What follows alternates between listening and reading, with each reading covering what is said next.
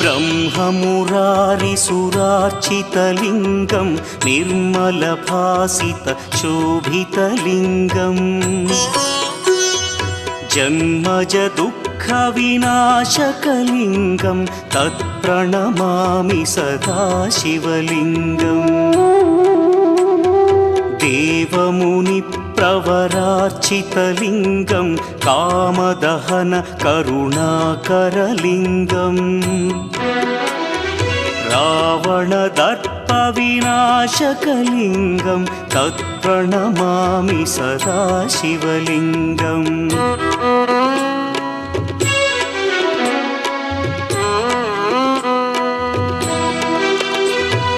सर्वसुगन्धसुलेपितलिङ्गं बुद्धिविवर्धनकारणलिङ्गं सिद्धसुरासुरवन्द्यलिङ्गम्